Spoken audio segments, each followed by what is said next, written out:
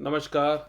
मैं विवेक विराट मुद्गल ज्योतिषाचार्य अपने YouTube channel Jagdamba ज्योतिष में आप सबका स्वागत करता हूं। और आज की इस वीडियो में हम बात करेंगे अपने व्यूवर्स के क्वेश्चन की। मेरे बहुत सारे व्यूवर्स ने पूछा कि गुरुजी ये सेकंड वेव जो आ गया है ये क्या है, क्या वाकई सेकंड वेव आ गया या सिर्फ कुछ कुछ जगह पे जो प्रॉब्लम है वो किसी लापरवाही का नतीजा है। तो इस पे हम चर्चा करेंगे ज्योतिष के माध्यम से, जिसके लिए हमें समझना होगा ज्योतिष शास्त्र में जगत लगन की कुंडली को। परंतु उससे पहले आपसे हाथ जोड़कर प्रार्थना है कि वीडियो पसंद आए तो प्लीज़ लाइक करें, शेयर करें, सब्सक्राइब करें और बेल आइकन का बटन दबाना तो बिल्कुल भी मत भूलें। क्योंकि अगर आप लाइक करेंगे या डिसलाइक करेंगे या सब्सक्राइब करेंगे और शेयर करेंगे तो हमें भी कुछ ना कुछ हौसला मिलेगा कि हमें और भी ऐसे टॉपिक लेके आने हैं, क्योंकि हमें मालूम ही नहीं पड़ पाएगा कि आप क्या जानना चाहते हैं। ये मेरे व्यूवर्स का क्वेश्चन था और कई व्यूवर्स का क्वेश्चन था कि सेकंड वेव क्या है, जो आपने थंबनेल में या टाइटल में भी देखा। तो इसके लिए जगत लगन की कुंडली को अगर हम समझें तो जगत लगन की कुंडली के अनुसार वर्तमान समय में जो ग्रहों की स्थिति है, जिसमें गुरु शनि का योग 4th हाउस में है और राहु मंगल का योग यानी कि युति अष्टम स्थान यानी कि 8वें घर पे है।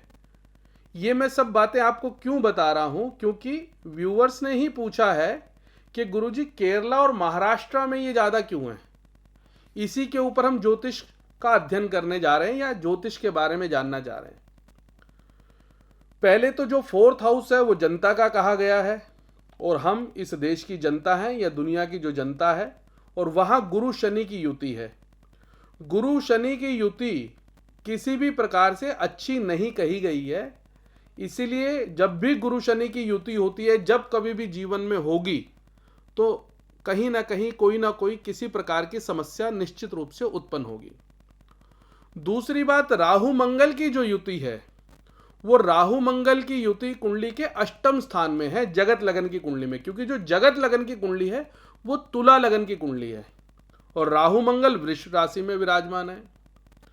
और अष्टम स्थान यानी कि 8th हाउस को मृत्यु का स्थान कहा गया है, समस्याओं का स्थान कहा गया है, बीमारी का स्थान कहा गया है, एक्सीडेंट का स्थान कहा गया है और हर प्रकार की समस्याओं का स्थान कहा गया है, हाउस कहा गया है, शमशान का स्थान कहा गया है। परंतु इन सब के बावजूद भी घबराने की आवश्यकता नहीं है। ये राहु मंगल की युति 9 अप्रैल तक है, गुरु शनि की युति 7 अप्रैल तक है। तो इसका अर्थ क्या हुआ कि तब तक ही समस्याएं नजर आएंगी। वो समस्याएं भी कब नजर आएंगी, जब हम लापरवाही बरतेंगे। कहीं ना कहीं ये हमारी और आपकी ही गलती है, जिस वजह से ये दिन दोबारा देखना पड़ रहा है। हम इतने लापरवाह हो गए हैं कि हमें लग रहा है जैसे कोई बीमारी ही नहीं है।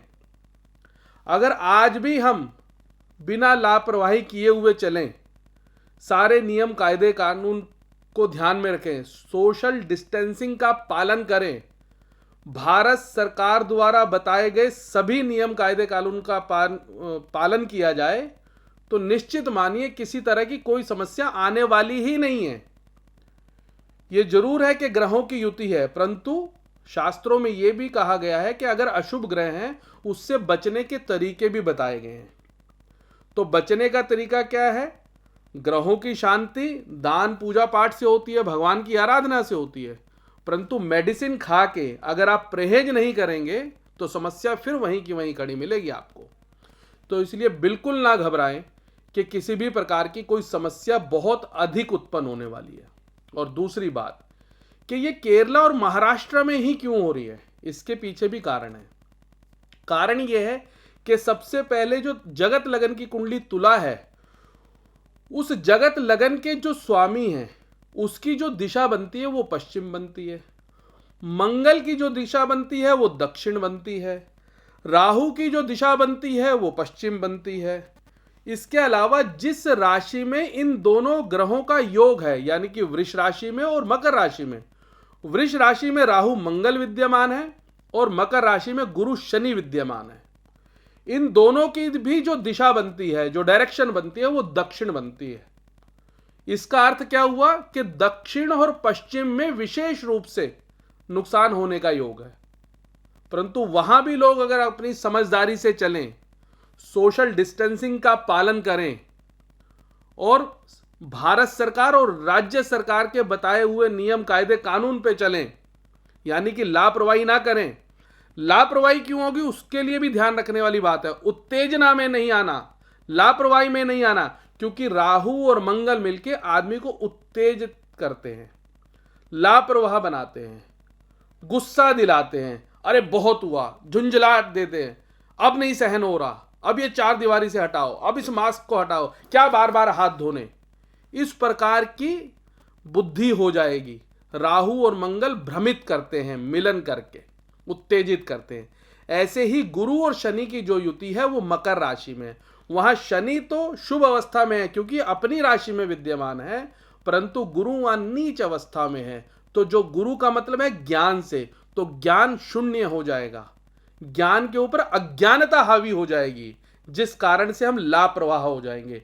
अगर हम लापरवाही ना करें, ज्ञान का सहारा लें, उत्तेजित ना हो, बंधन को कुछ दिन और सहन कर लें, नियम कायदे कानून को और कुछ दिन पालन करें, तो निश्चित मानिए किसी भी प्रकार की कोई समस्या नहीं होगी, और ना ही अभी होगी, ना ही आने वाले समय में होगी।